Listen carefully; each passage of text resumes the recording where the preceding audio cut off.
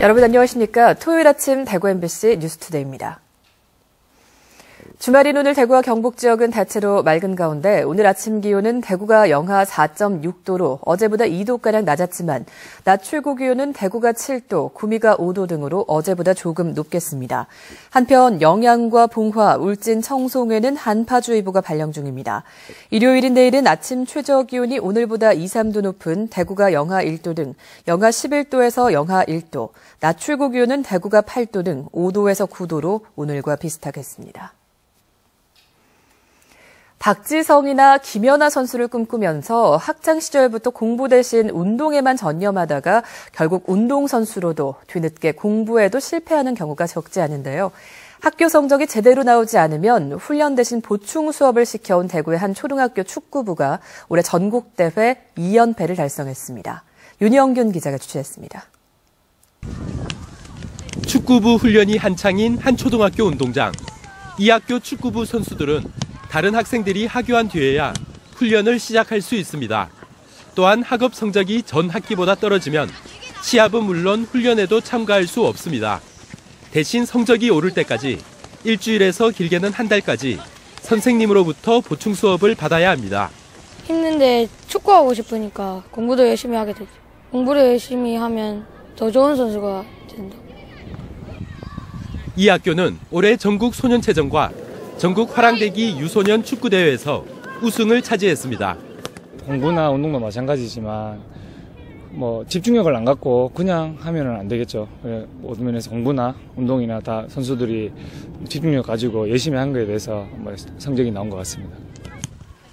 하지만 이 학교 축구부는 예외적인 경우입니다. 최근 전국 중고등학교 운동선수들을 대상으로 한 설문조사에서 정상 수업을 받는다는 응답은 28%에 불과했습니다. 절반가량이 오전 수업만 받았고 아예 수업에 안 들어가는 경우도 10%나 됐습니다. 대회를 앞두면 수업에 빠지는 비율은 60%로 훌쩍 뜁니다. 실제 공부를 못하거나 머리가 나쁘면 운동을 끝까지 할 수가 없습니다. 왜 그러냐면 이 운동 시스템 자체가 사실 머리를 계속 사용을 하지 않으면 이 전술을 따라갈 수가 없고 또 자기 관리도 할 수가 없기 때문에. 대구교육청은 오는 2017년까지 최저 학력 기준에 미달하는 모든 선수들은 경기에 못 나가도록 할 방침이지만 일부 학교와 학부모들의 반발로 정착되기 어려운 상황입니다. MBC 뉴스 윤영균입니다. 2016년 국비 예산을 확보하기 위한 지자체 간의 경쟁이 벌써부터 시작됐습니다. 대구시가 어제 국비 예산 확보를 위한 첫 회의를 열고 단계별 전략 수립에 들어갔습니다. 이상원 기자의 보도입니다. 대구시의 오는 2016년 국비 예산 확보 목표액은 3조 5천억 원, 내년도 국비 확보액인 3조 2,200억 원보다 8% 늘어난 금액입니다. 국가분자 이미징 센터 건립, 유통단지 이시아폴리스 도로건설, 대구광역권 철도망 구축 등 현재 정부의 예비 타당성 조사가 진행되고 있는 9개 사업과 계속 진행 중인 사업 예산이 포함된 금액입니다. 대구시는 신규 사업 발굴과 함께 국비 신청, 정부 예산안 반영, 기획재정부 심의, 국회 심의 등 예산 반영 일정에 따른 단계별 전략 수립에 들어갔습니다. 3월까지는 신규 사업 발굴 단계로서 민선 6기 핵심 사업 추진을 위해 중앙부처 업무계획과 연계한 창조경제, 일자리, 미래 성장산업 중심으로 신규 사업을 발굴해야 되겠습니다. 복지 예산 증가 등으로 SOC와 연구개발 예산 확보가 순탄치 않을 것으로 전망되는 만큼 정부 정책과 연계한 참신한 사업을 얼마나 만들어내느냐가 관건입니다. 중앙정부의 국비 획득을 위한 사전 절차를 이행하는 문제까지도 긴 안목으로 보면서 아주 치밀하게 준비해 주시길 바라고요.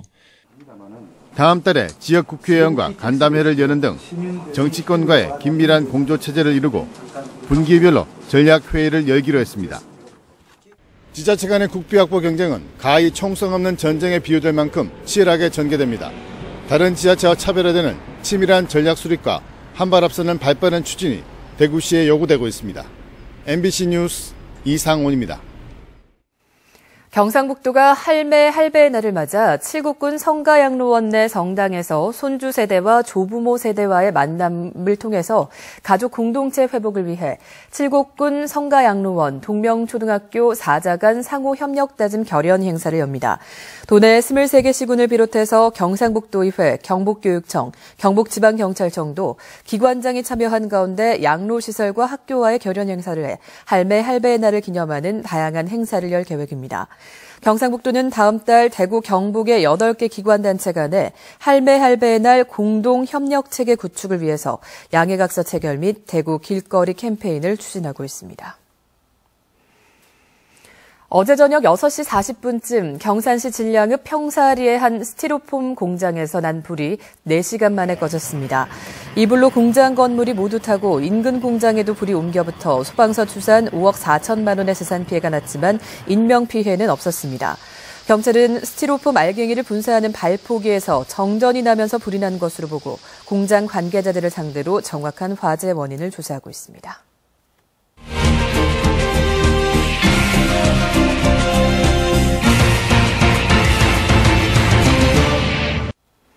올 한 해를 돌아보는 송년 기획뉴스 순서입니다.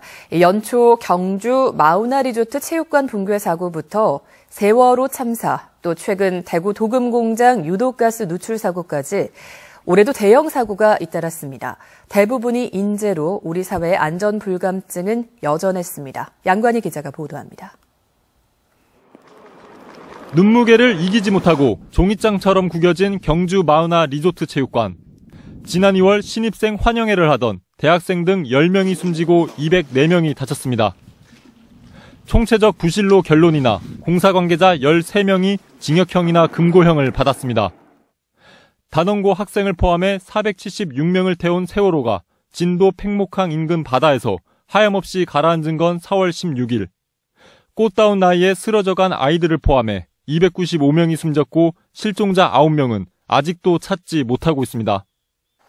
지난 8월 영천에서는 지역 주민들의 잇따른 민원에도 불구하고 보수 보강을 하지 않은 괴연 저수지가 무너져 흙톤물이 마을을 덮쳤고 같은 달 청도에서는 폭우에 불어난 계곡물을 승용차로 건너려다 7명이 숨졌습니다. 이번 달에는 달서구의 한 도금 공장에서 유독가스가 누출돼 50여 명이 다쳤습니다. 모두가 안전 불감증이 부른 참사였습니다. 올해 진짜 사고가 너무 많았잖아요. 세월호가 진짜 특히 너무 컸고 내년에는 진짜 법을 잘 지키고 해서 그런 거 다 검사도 철저히 하고 그렇게 해서 이번엔 진짜 사고 없는 2015년이 됐으면 좋겠습니다. 해마다 되풀이되는 인재에 효율보다는 안전을 우선시하는 시민의식은 물론이고 안전 관련 시스템의 근본적인 변화가 시급합니다. 경제 활성화를 위해 국민 생활과 밀접한 관련이 있는 규제는 과감히 풀더라도 안전과 직결된 규제만큼은 오히려 더 강화하여 감시 감독을 철저히 해나갈 필요가 있습니다. 인재로 얼룩진 올해를 거울 삼아 내년에는 안전한 사회로 거듭나길 시민들은 바라고 있습니다. MBC 뉴스 양관입니다. 올 초 취임한 박인규 대구은행장이 큰 폭의 인사와 조직 개편을 했습니다. 대구은행은 어제 집행위원회와 자회사 CEO 추천위원회를 열어 강영순 환동의 본부장을 경북 동부본부 부행장부로, 김경환 희망본부장을 경북 서부본부 부행장부로, 장영철 부은경본부장을 여신본부 부행장부로 승진시켰습니다. 신규 승진자가 나옴에 따라 이만희 부행장과 김대유 부행장보는 퇴임했습니다. 또 주식회사 DGB 금융지주는 2부사장 1상무 체제에서 1부사장 2상무 체제로 바뀌었습니다. 프로야구 삼성라이온즈에서 활약한 외국인 투수 릭 벤덴헐크가 일본 프로야구 소프트뱅크와 공식 계약했습니다. 지난해 삼성에 입단한 벤덴헐크는 올 시즌 13승 4패를 기록하며 팀의 에이스로 활약했고 3.18의 평균 자책점과 180개의 탈삼진으로 부문리그 1위를 기록하기도 했습니다. 소프트뱅크와 벤덴헐크는 2년간 4억 엔에 계약했으며 벤덴헐크와의 재계약을 추진했던 삼성은 대체 선수를 찾는 데 총력을 쏟기로 했습니다. 대구에서 노사분규 발생이 줄고 있습니다. 대구시에 따르면 지난 2003년부터 4년 동안 대구에서 발생한 노사분규는 106건으로 연평균 27건이 발생했으며 전국 노사분규의 8.8%를 차지했습니다. 그러나 2007년부터 지난해까지 대구 지역의 노사분규는 연평균 3.7건으로 전국 노사분규 3.8%를 차지해 전체 건수와 비중이 모두 줄었습니다. 대구시는 지난 2008년부터 노사 협력도시 만들기 운동을 펼치고 노사 분쟁 해결을 주제로 한 연극을 공연하는 등 노력한 결과라고 밝혔습니다. 최근 성서공단에서 발생한 유독가스 누출 사고와 관련해 대구 달서 소방서가 어제 유해 화학물질 취급 사업장 관계자 80여 명에게 안전교육을 실시했습니다. 이번 교육은 유해 화학물질의 위험성과 누출 사고가 발생했을 때 초기 대응하는 방법 등 사고 사례를 중심으로 진행됐습니다. 대구시와 코레일 대구본부가 동대구역, 대구역과 함께 젊은 열차 관광객을 위해서 숙박과 음식 등 149개 업소에서 할인 혜택을 제공합니다. 대상은 만 25살 이하를 대상으로 판매하는 코레일의 열차 관광 상품인 내일로 승차권 이용객입니다. 대구시는 내일로 승차권을 이용할 경우 숙박과 음식점, 유료 관광시설과 판매시설을 이용할 때 10%에서 50%까지 할인 혜택을 줄 계획입니다. 내일로 관광객은 지난 2012년 197명에서 올해는 6,300명으로 늘었습니다. 경산시가 영남대학교 남천둔치에 1,800제곱미터 규모의 야외 스케이트장과 얼음썰 매장을 조성해 개장했습니다. 내년 2월 20일까지 평일은 오전 9시 30분부터 오후 8시까지, 주말은 오전 9시부터 오후 9시까지 운영됩니다. 기초생활수급자와 시민들이 자신의 스케이트를 가져오면 무료로 입장할 수 있으며 대여료는 일반 대학생은 5,000원, 유아와 초중고생은 3,000원입니다. 다음은 희망 2015 나눔 캠페인에 성금을 보내주신 분들입니다. 주식회사 삼삼건설개발 대표 박수억 씨 20만 원, 구미시 형곡 1동에서 우원빌라트 주민 1동, 두산 2차 아파트 주민 1동, 두산 2차 아파트 대표께서 각각 10만 원을 보내주셨습니다.